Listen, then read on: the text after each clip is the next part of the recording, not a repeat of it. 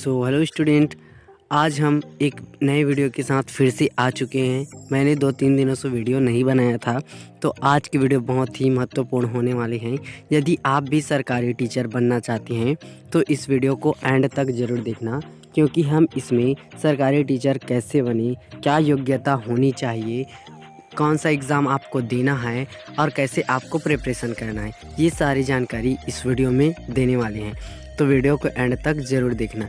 यदि आपको यह वीडियो अच्छा लगे तो वीडियो को लाइक करना और चैनल को सब्सक्राइब करना। तो चलिए वीडियो स्टार्ट करते हैं। यदि आप भी एक सरकारी टीचर बनना चाहते हैं तो यह वीडियो आपके लिए बहुत यूज़फुल होगा। तो सबसे पहले बात कर लेते हैं कि टीचर कितने प्रकार के होते हैं। टीचर 3 टाइप से होते हैं। पहला तो एक प्राइमरी टीचर होते हैं और दूसरा टीजीटी टीचर, उनको हम लोग 6वीं से 10वीं तक के टीचर मान सकते हैं। और तीसरा होता है पीजीटी टीचर, जो अपना 11th-12th है उनके लिए जो होता है वो पीजीटी टीचर होता है। तो अब ये टीचर कैसे बने, जो अपना प्राइमरी टीचर है या टीजीटी टीचर है या पीजीटी टीचर है, ये कैसे बने। तो जो प्राइमरी टीचर बनने के लिए हमको 12th पास आउट होना चाहिए। 12th पास आउट होना चाहिए और जो उनके साथ साथ हमें 12th में 50% लाना होगा। और उनके साथ साथ हमें एक टीचर एबिलिटी कोर्स करना होगा, जैसे बीएड या डीएलएड। यदि आप 12th पास आउट हो तो आपको डीएड या बीएड करना होगा। डीएड या बीएड करने के बाद आप 12वीं के जो प्राइमरी टीचर है वो बन सकते हैं। अब बात कर लेते हैं अपने 6 to 10 टीचर या टीजीटी टीचर। टीजीटी टीचर बनने के लिए आपको 12th पास आउट होना चाहिए और आपको ग्रेजुएशन भी कंप्लीट करना होगा। और ग्रेजुएशन के साथ साथ आपको बीएड करना होगा। बीएड करने के बाद ही आप टीजीटी टीचर बन पाएंगे। अब देख लेते हैं अपना जो पीजीटी टीचर होते हैं या 11th-12th के टीचर होते हैं। तो इसमें आपको क्या करना होगा, आपको ग्रेजुएशन के साथ साथ पोस्ट ग्रेजुएशन पास होना होगा और इसके साथ आपको बीएड भी करना ज़रूरी होगा। तो ये रही अपना टीचर के बाद। अब बनते कैसे हैं इनको देख लेते हैं। टीचर बनने के लिए आप तो बीएड कर लिए, ग्रेजुएशन कर लिए और 12वीं पास हो गए। इसके बाद आपको क्या करना पड़ेगा, एक टेस्ट दिलाना पड़ेगा जिसको बोलते हैं टेट।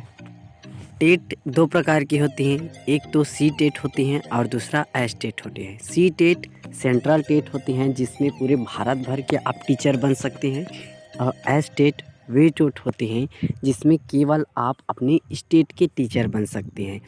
तो सी टेट को क्रैक करने के लिए एक एग्ज़ाम होता है और जैसे एस टेट होता है वो अपने स्टेट में एक एग्ज़ाम होता है। तो सी टेट को पास करने के लिए आपको पास करना होगा। सी टेट पास करने के बाद आप एक एलिजिबल हो जाएंगे टीचर बनने के लिए। फिर आपको एक सीधी भर्ती के लिए फॉर्म भरना पड़ेगा। जब आप उस सीधी भर्ती में पास हो जाओगे तब आप एक टीचर बन जाओगे। तो सी टेट पास करने के लिए मिनिमम कितने अंक होते हैं और टेट पास करने के लिए मिनिमम कितने अंक होते हैं ये मैं आपको बताता हूँ। सबसे पहले बात कर लेते हैं अपना जो सी टेट है उनके लिए। तो सी टेट में हमको जो उनका 60% है, जैसे 90 नंबर, ये हमको लाना होगा। ठीक, ये तो सामान्य कैटेगरी का है। जैसे आप कोई भी कास्ट नहीं देखते तो आपको 90 नंबर लाना होगा, ये अनारक्षित होगा। जैसे हम कैटेगरी वाइज यदि इनकी बात करें तो जो जनरल कैटेगरी में आते हैं उनको 60% या 90 नंबर लाना होगा, और जो ओबीसी कैटेगरी में आते हैं उनको 50% या 75 नंबर लाना होगा, और जो एसटी और एससी कैटेगरी में आते हैं उनको 40% लाना होगा। यदि आप इनको अपना जो योग्यता के अनुसार ये ले आते हो, 60%, 50% और 40% अपनी कैटेगरी वाइज ले आते हो, तो आप टेट क्लियर कर लेते हो। जैसे टेट क्लियर होता है आप एक एलिजिबल हो जाते हो शिक्षक बनने के लिए। ठीक, और उसी प्रकार बात कर लेते हैं अपना एस टेट की। तो एस टेट में सेम कंडीशन है। जर्नल में आपको 60% लाना होगा, और ओबीसी कैटेगरी से आते हैं तो आपको 50% लाना होगा, और एससी कैटेगरी से आते हो या एसटी कैटेगरी से तो आपको 40% अंक लाना होगा। ठीक, और जो टेट है या सी टेट है ये 150 अंक के होते हैं जिसमें हमको सिलेबस वाइज पढ़ना होता है। इसमें मुख्य रूप से शिक्षक बाल विकास को मान्यता दी जाती है। यदि आप शिक्षक बाल विकास अच्छे से पढ़ लेते हैं तो आपके टेट और जो सी टेट है वो क्लियर हो जाते हैं। तो ये रही टेट और सी टेट की बात।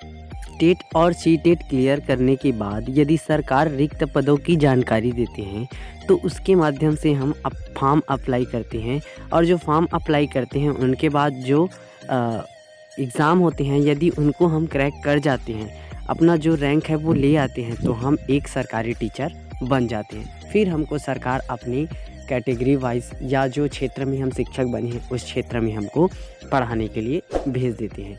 तो यदि वीडियो अच्छा लगा हो तो वीडियो को लाइक करें और हमारे चैनल को सब्सक्राइब करें। इसी तरह की जानकारी हम लोग आपको देते रहेंगे।